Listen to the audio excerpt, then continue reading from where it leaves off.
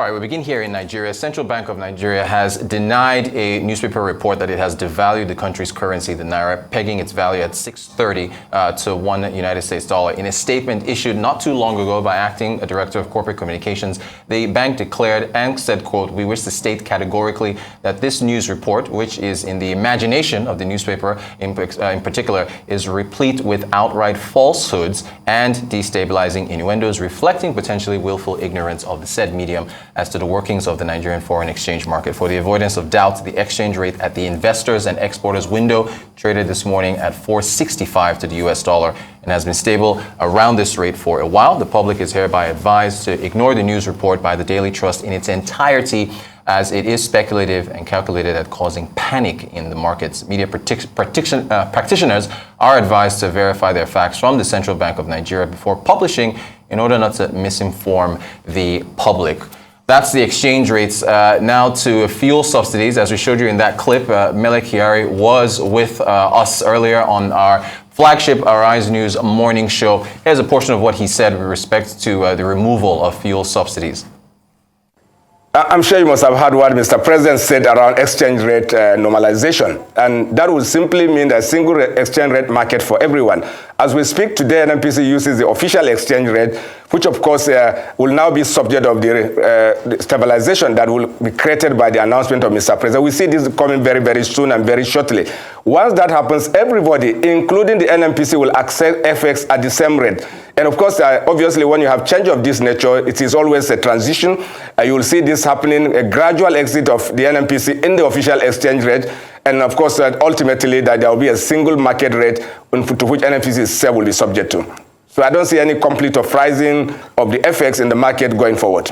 Okay, so just to follow up, so that means if we theoretically say we move closer towards the parallel market rates, depending on what that single rate is, does that not mean that the fuel prices will go up? Because if you're saying that NNPC is using the official exchange rate and we're using that to determine 515 in Bayelsa or 537 in Abuja or 490 in Lagos, does that not mean that if other players use a rate closer to the parallel market, doesn't that mean we will see higher fuel costs, higher prices than what is being used at the NNPC stations for other players in the market?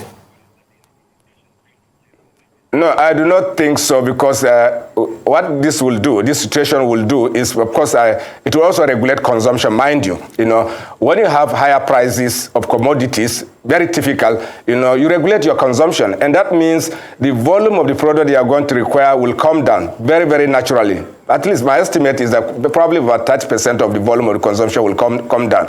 And I've continuously said over and over again that as we speak today now, there is no verifiable data to say the level of consumption in this country. But we know the evacuation from our depots. And that evacuation number will come down at least by 30%. If that happens, it also means collateral decrease in the requirement of FX in the market.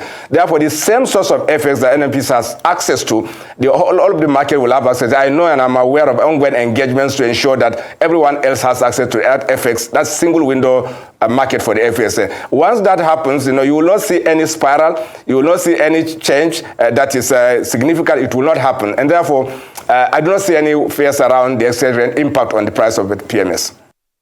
All right, to react to that, plus talk to us about the banking sector outlook for the second half of this year. It is June 1st. We are delighted to have the chairman of the Bank Directors Association of Nigeria, Mr. Mustafa Chike-Obi.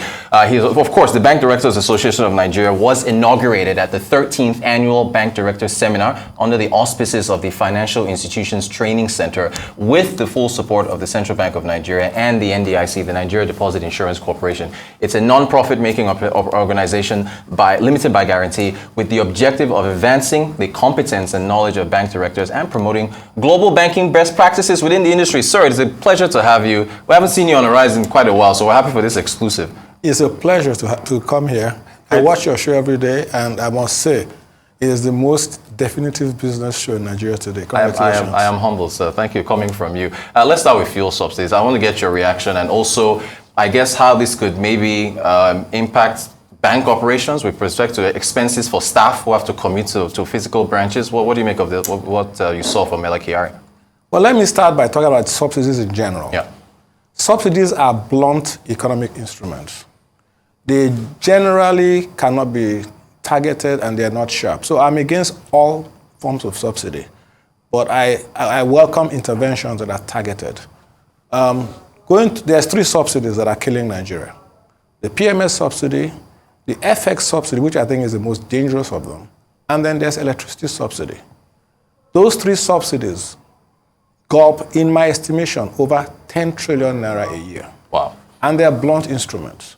But the topic of the moment is the PMS subsidy. Right. I'm in full support of removal of the PMS subsidy. I have been for years.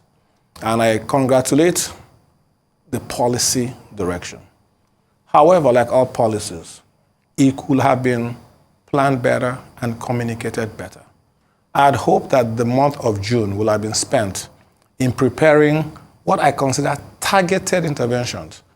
And I think those should come in the form of the sharpest instrument is to use things like food stamps targeted to the poorest people. Food stamps for transportation, stamps for transportation, for gari, for rice, things like that. You can actually give the poorest and they can use it to buy gari and all those things at subsidized rates. That's been done all over the world. It doesn't take more than a month to create and administer. I would have thought that should have been part of the communication. But it's done now, and the policy is correct. I wish the communication and the administration of it was smoother. But let me comment on Mr. Mele-Kyari. Yes, please. He was very eloquent in his defense of this new policy. But the problem I have with Mr. Kyari and other government officials, you administered a policy that you believed was bad for Nigeria for over 4 years. And you stayed. And now you're telling us that this new policy is the correct one. And you wish to administer an opposite policy to the one you administered for 4 years. I think sometimes Nigerian officials in general, if there's a policy you think is bad for the country, you can resign and say, I will not administer this policy. That may in fact convince the president to take a second look at that policy. But when you sit there and administer a policy, you yourself, today, in your own words, was bad for Nigeria. We can't afford it anymore. It was killing us. It's difficult for someone like me to believe you will administer this new policy with any fidelity. So this is a general statement. I'm not trying to pay, but I think we should be more, government officials should be able to stand by the policies they're administering. So Mele-Kyari did speak against the fuel subsidies for quite a while, as did the Minister of Finance, and there's so many other people. But you're saying take it a step further. It's not just to say it's bad. Resign if you have to. Resign, and that resignation itself is a statement to the president that I really believe this is a bad policy. Yeah. That's really my personal view. Gotcha. And I think that the new government should employ people who are principled enough that when they defend the policies that they believe in. Gotcha. All right, you are the chair of the Bank Directors Association of Nigeria. Most banks, physical branches, I guess, use diesel generators, and that we've seen those. This fuel subsidy, do you think operational costs, anything will filter down to banks in any way or for physical banks? I think the world is moving generally to non-traditional banking. Branch banking is going to be a thing of the past in 10 or 15 years. When I'm in the US, I don't think I've gone to my bank branch in the last 5 years, more than once or twice.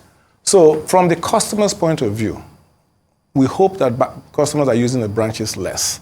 So that impact from the customer side, that higher cost of transportation and all that, I don't think it will be as big as people fear. Yeah. On the diesel side, diesel had been unregulated for a long time. Yeah. So our cost of running branches is largely diesel, and diesel is unregulated. So I don't think that there's going to be much of an impact on banking.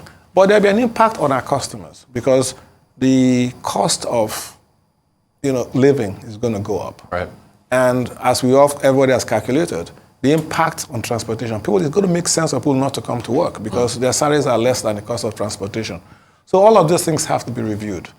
And the thing to do is to have a holistic policy. One of the things that Nigeria must do is to index the minimum wage to inflation. Okay. So we don't go from 18,000 naira to 30,000 naira in one jump. If we're indexing it to inflation, then the 30,000 by now should be at 40,000, maybe 50,000 if it was indexed to inflation. And that's a policy I advise the Tinubu administration to look at. Key things in the economy should be indexed to inflation so that people don't suffer unnecessarily. And let me say this. Yep. Mr. Tinubu's political philosophy all his life has been to be kind to the lowest, most vulnerable. So in this fuel subsidy removal, his people around him should have been sensitive to the fact that we should do things for the poor people first before we remove it so abruptly. So I think they will address it. There are a lot of smart people around him. They will address it. I think in the next 30 days, we will see a number of interventions, I believe, targeted to the poorest of the poor. I like your idea on indexing wages to inflation, but are you talking about annually? Because, inflation has been galloping in Nigeria. So if you're indexing each time, then, Yes, yeah. Because it does two things. Yeah. A, it protects the poor, the minimum wage people, from the ravages of inflation. We're indexing it to inflation. Yeah. But two, it forces the fiscal people to be more sensitive to the inflation rate. It forces them to say, we can't keep raising salaries by 20% a year. Right. And the only way we can stop it is by having inflation come down. Yeah. So it does those two things. So it protects the poor and it checks the authorities. Okay, great. I want to still stick on operational costs of banks because, we wanted to talk to you about the outlook. There's a report that BDAN, the Bank Directors Association, and ProShare put out recently, looking at the regulatory environments for the banking sector. And there's two quotes, a quote we want to put up here with respect to that. So the NDIC, Deposit Insurance, charges an insurance premium on bank deposits. In contrast, AMCON, Asset Management Corporation of Nigeria, of course, of which you were the inaugural CEO, charges banks a proportion of total assets remitted to a sinking fund to pay off AMCON intervention payments for acquiring toxic bank loans or when banks fail. Now, the quote continues saying, and this is the key part I want you to speak to, please, the twin charges from NDIC and AMCON place an additional operating burden on banks that need resolution in favor of reducing bank account maintenance costs. Can you please speak to that? So let me speak to that. And I'm speaking as the BDAN chairman. Yes. Not as Fidelity chairman. Certainly. Okay. So this is for all the banks. Yeah. When AMCON was conceived, there was no legal time limit for AMCON, but we had an operational limit. We had to model all the costs, and we thought in 10 years, the banks, in conjunction with the CBN, would have paid off all AMCON's liabilities. And then AMCON will become basically a shell to be used in the case of another emergency. We did not foresee an everlasting, undying AMCON as a forever burden on the banks. In fact, when AMCON was conceived, it was 30 basis points of total assets. But because we thought we wanted to finish in 10 years, we raised it to 50 basis points in full cooperation with the banks. Right. We had a meeting and the banks agreed to do 50 basis points so that we could end in 10 years. However, what has now happened, two things have happened. One is that it has continued and it has become the second highest operating cost for banks. Obviously, net interest expense is the highest, right. But we don't consider that operating expense. But after salaries and wages, this statutory cost, NDIC and AMCON, have become our second largest, and it's growing. As the banks are growing, it's growing. I'm the culprit. The original AMCON. The inaugural CEO of AMCON. I accept that. But we thought 10 years. What is happening now is that the last 4 bank failures were all paid by AMCON. And yet, NDIC is collecting insurance against bank failures. NDIC didn't put 1 naira into the last bank failures. The 3 that AMCON took over and Skybank, all were bailed out by AMCON without a contribution by NDIC. So my question is, what is NDIC collecting insurance for? When the eventuality of bank failures occur, they don't pay any money into it. We must discuss that. We need to say, as long as AMCON is there, NDIC should not collect. Or if NDIC collects it, it should give it to AMCON every year. Right. Until AMCON liability is extinguished. Because AMCON is doing the insurance for NDIC. That's a discussion we need to have. And we need to have it in a friendly way. We have written to the NDIC, we've written to AMCON, we've written to CBN. Because it's unsustainable. Right. The second thing is that we've also written there should be a plan that's believable. So we know when the end of AMCON levy, when it will end. It cannot be continually a part, or we can cap it at a certain amount.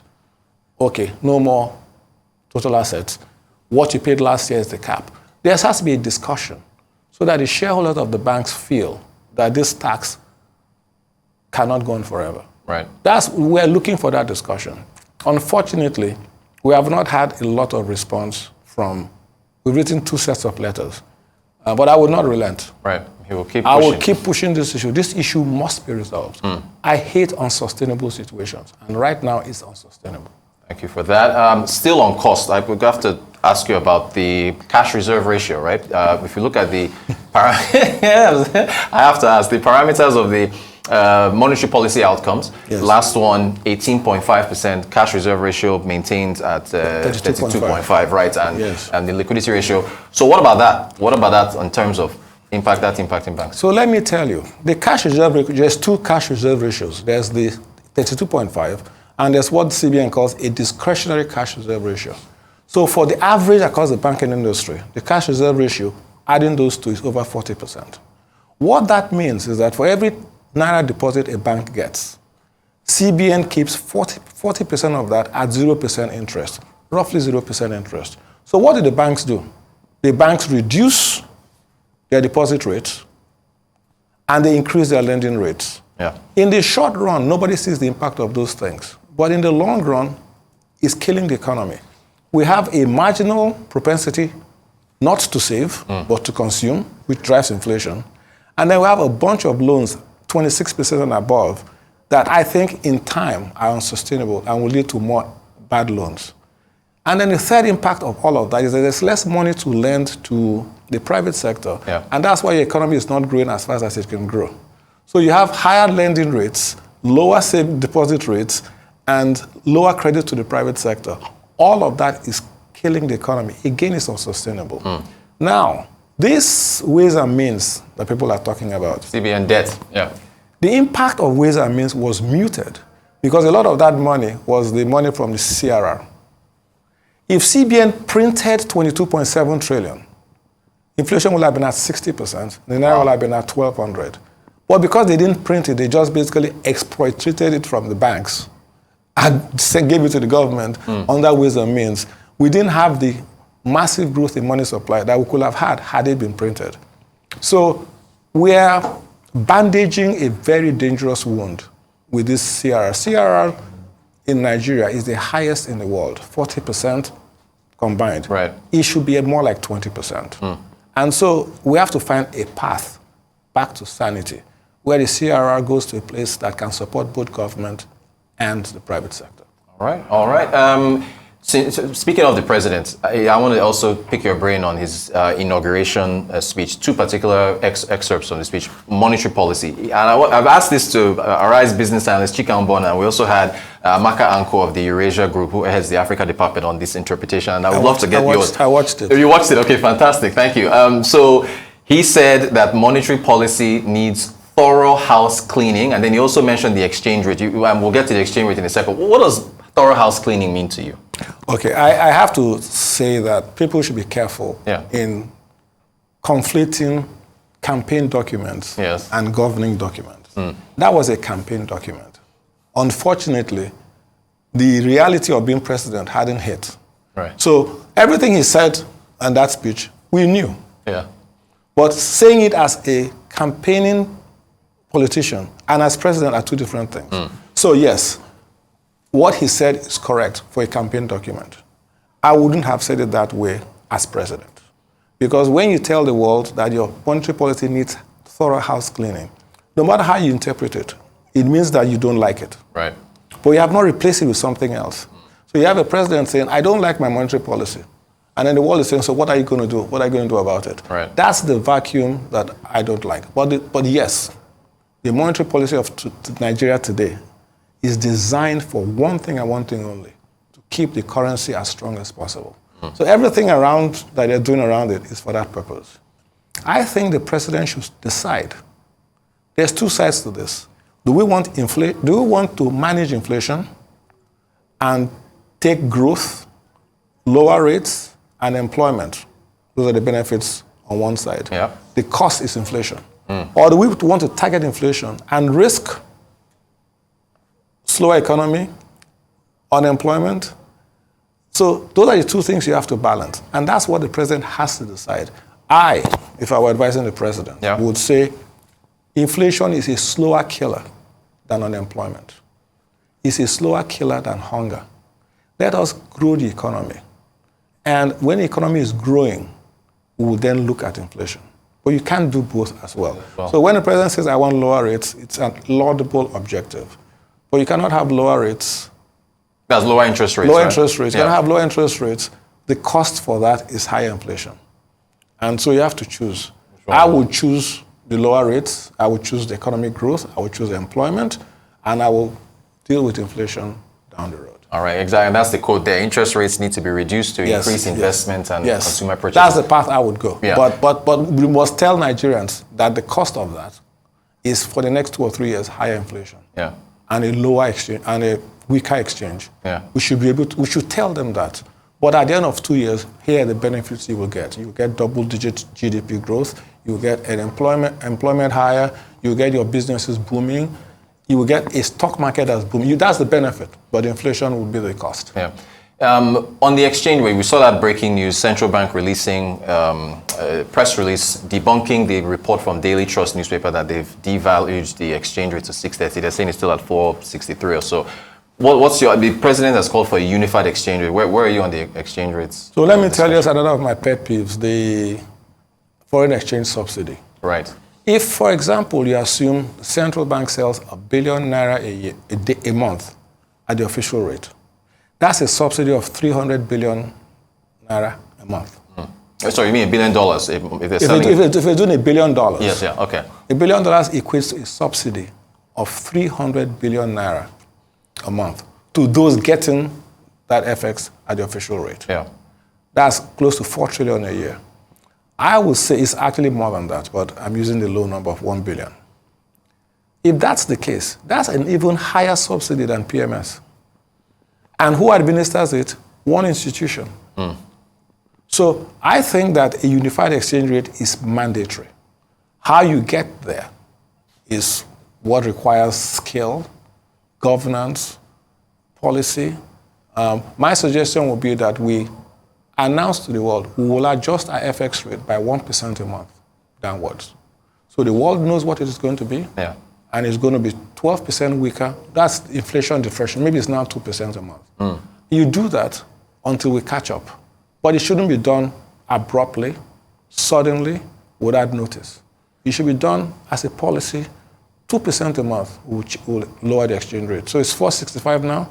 You know at the end of the month it's going to be 484, 75. Yeah. Then you do 2 months. By the end of the year, you'll be close to, you will get the rates to merge in an orderly, seamless fashion. That's what I would advise. Yeah. Would that be telegraphing anything to speculators if you're doing it that way? No, what can you speculate? Because if you speculate, you lose the naira interest rate. Right. So it balances out. Gotcha. Yes.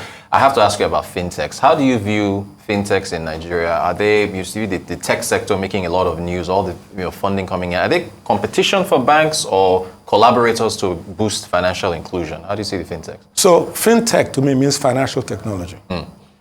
You're talking about fintech only companies. Yeah, the companies, yes. The companies, right, okay. Right. My bank is a fintech. We are completely onboarding every new financial technology that's there. There's nothing a fintech does that Fidelity won't do. Right.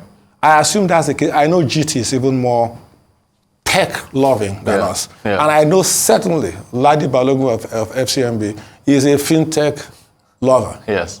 Financial technologies. So the companies, what the companies do, I believe, they spur us to change. They make banking cheaper and more accessible. We love them. And as they come up with new things, we'll adopt them. There are things we do that they can't do. They can't lend to Dangote. Right. Okay, they will never be able to lend to Dangote. Yeah. So, but we want to lend to Dangote cheaper by using these new methods, by making banking more accessible.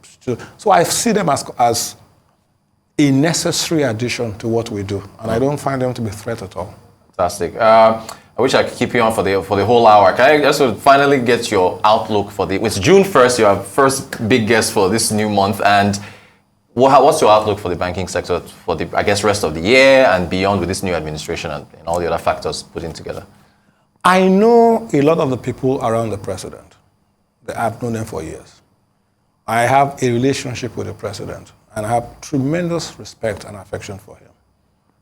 So I can't answer your question until I see, A, the team he has around him, okay, and B, the policies that they talk about.